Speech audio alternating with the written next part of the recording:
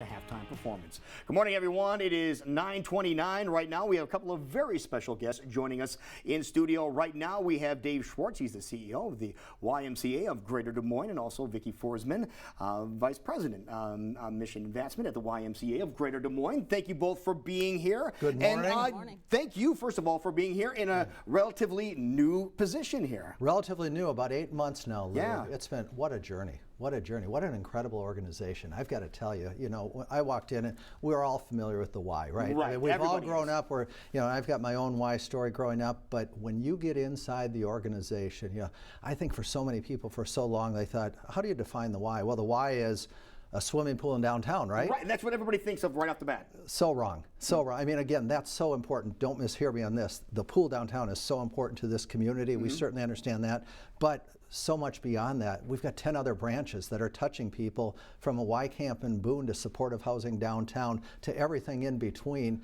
We're touching lives, about 100,000 a year. And you're talking about the different locations of the YMCA, and one of the benefits, and one of the neatest benefits by being a member of the Y is all those campuses are at your access, aren't they? They're all at your access, so join one, join all. It works so well for our members, and you think about it, for a member who happens to maybe live in Ankeny but work downtown. That's a good example. Well, guess what? Family can use it in Ankeny, while at downtown at work, he or she can use the downtown facility. That goes on throughout this community. Now, besides just having the ability to use the different places of the different YMCA facilities, is there anything else that people don't know that they probably should know about the Y? Yeah, I think what they don't know potentially, and this will probably segue into something I'd like to talk about today as our annual campaign, is every year we help more than 20,000 people with more than $2.2 million of financial aid. That's significant, because those people, and I've got to tell you, Lou, I was one of those kids growing up. I was single mother, youngest of 5, didn't have economic means, okay? The Y came along. Okay, the Y came along and helped. We're doing that with kids across this community today, and it has a marvelous impact How on did their it help life. you when you were a kid? Well, I tell you, again, youngest of 5, single mom, you have a lot of alone time, right? And so coming home from school right after dinner, what are you doing?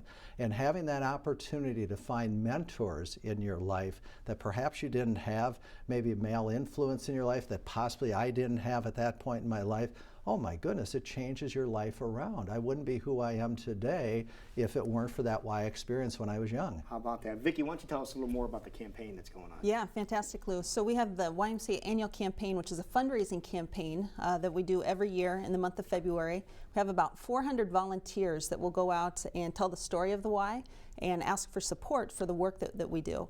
And this campaign is led by one of our key community leaders, Clarence Hudson.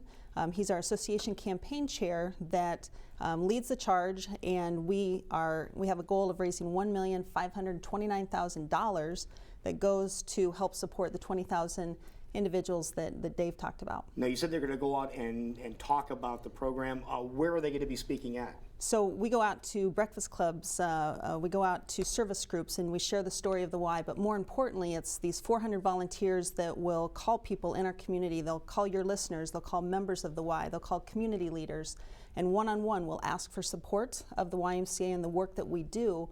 So I think that the campaign is one of the greatest equalizers here in our community, because it gives people access to the YMCA that may not have the financial means to afford that. And that's one of the reasons this campaign is so important, isn't it? Absolutely. It's why it is very important, so we can get everybody into the Y that wants the opportunity for a healthier lifestyle. And any other things that people should know about that, about where the campaign monies are going to be going? Yeah, so campaign monies go to give folks scholarships to the YMCA, and then we also go to support programs that are really important to the community. So we know that we're in a state of crisis with America and our obesity issues that are coming up. So we want people to give, we want people to have access to the YMCA to come in and work through that.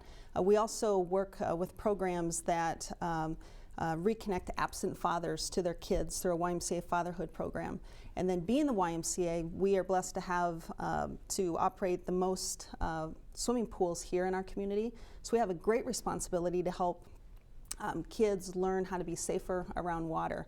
So we do that by giving them access to the Y. If you can't afford membership to the Y or programs to the YMCA, this campaign that our volunteers are going out to work on brings those dollars in so we can provide those back to the community in the form of scholarships. It sounds like you need a lot of people to give you a hand getting this message out, and you have an opportunity for some people to help you out in this role too. Yes, Tell us about that. Yes, so we need volunteers for this campaign. We are kicking off the campaign at each of our branch locations this week. Through the 400 volunteers that are out there, we need more people to come alongside us and tell the story of the Y. There's so many folks, as Dave talked about with his story of the Y. Share what that story is, ask for support. We want your listeners, we want the community to get behind this and come in and donate to the Y, join the Y, give to the YMCA. All right, so along with this campaign, which we think is going to be very successful, by the way, because people realize how important the YMCA is, not only for themselves, but for the entire community. How else can people help out? Well, I think they can help in so many ways. Obviously, they can volunteer, but I would tell all of your viewers right now, if you're not a member of the YMCA, join the YMCA. If you're not a donor to the YMCA, become a donor to the YMCA. Those things are really important. Help us out that way, because really it's not about helping the Y, it's about helping the community and lift the community up. And so we need people to join us in that. We're so fortunate. We've got so many people who come alongside with us, but at the end of the day, there's a lot who don't yet, and we need to get out there and tell the story. And I think the more opportunities we have like this, Lou, where we're telling the story of the Y, so people actually understand it's beyond a swim in a gym. Right. It's so much more. We're so proud of the swims and gyms, don't get me wrong, but we're so much more. And it's the stories that I see every day as I go out to one of our branches, and I could regale you all day with stories of individuals who we've touched and changed their lives. You can tell me one of them. I'll tell you one, and I'll try to stop at one, Lou, but Okay. I'll give you one. At our Boone Y camp, when we were up there, when I was talking with the director up there, Dave tells me about a young lady, a 10-year-old young lady, who has something that I guarantee you none of our kids had, a bucket list. 10 years old. She has a bucket list because we host kids through the Heart Connection each summer. We know them very well. Absolutely you do. She's got cancer, okay? She has a bucket list. One of those things on her bucket list is to climb the climbing wall at Y Camp. So dutifully, staff, volunteers get her appropriately harnessed and clothed so they can get her to make the ascent. She makes the ascent. There's not a dry eye when this happens. Wow. Who else, who's doing that in the community? And again, it goes on and on, whether it's a gentleman who lost 300 pounds at our South Suburban branch, whether it's a lady up in Ankeny, a 65-year-old woman who has regained her sense of life because she had lost a spouse, 2 children in the span of 18 months, and suddenly Jackie found a home at the Y and has a purpose again in her life. That's what we're doing. Now, we've got wonderful competition in this town. Our for-profit friends do a great job. Please don't take any of this wrong. But what we do is so much more, and that's what we're excited to talk about with the community. And it's transformation, like you mentioned, which is almost magical. Yeah. And we're going to go from one spectrum to the other, because I'm going to throw my own story in here now. Perfect. We had the 10-year-old that you said accomplished that amazing feat. On the other end of the spectrum, my dad is in his mid-80s, and this is a guy who was an athlete. He was a tire changer, a pit crew member on a professional race team. He'd jump over the wall. Mid-80s, he was having a hard time shuffling around, because that's what he was doing. He was shuffling around. He got signed up. We got him signed up for the Y just a couple of months ago. He is getting around better than he has in years by doing some simple things and having that destination to go to 3 or 4 times a week. And it really does make a huge difference. Yeah, it's a renewed sense of purpose for somebody. If you think about it, as we all age, one of the things we fear most is losing relevance, okay? Losing connectivity.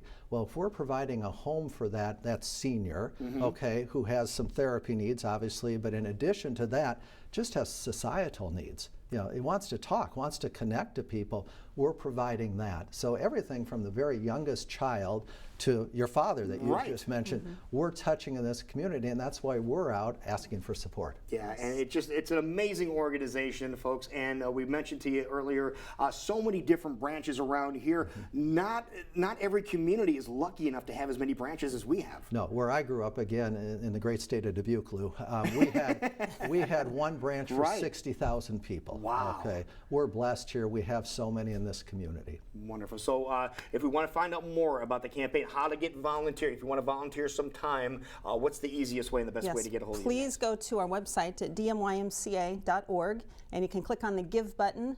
You can also just look at all the different programs and the opportunities to volunteer that would be out there. But we invite you to come in and give to the YMCA. Help us support and grow the community with what we're here to do. Lou, I'd offer one other thing. Sure. Call me directly. 471-8515. Call me. Hang on, I'm going to get your More number than again. happy. What is it? Call me. 471-8515. I'd love to talk to anyone in the community about what we're doing in this community and how they could be helpful to us. All right, Dave, we got your number down here. All If right. anybody didn't write that down, just send me a message. I'll send it to you. Perfect. You guys are doing outstanding work. Thank you. Before we let you go, what's the status of the downtown?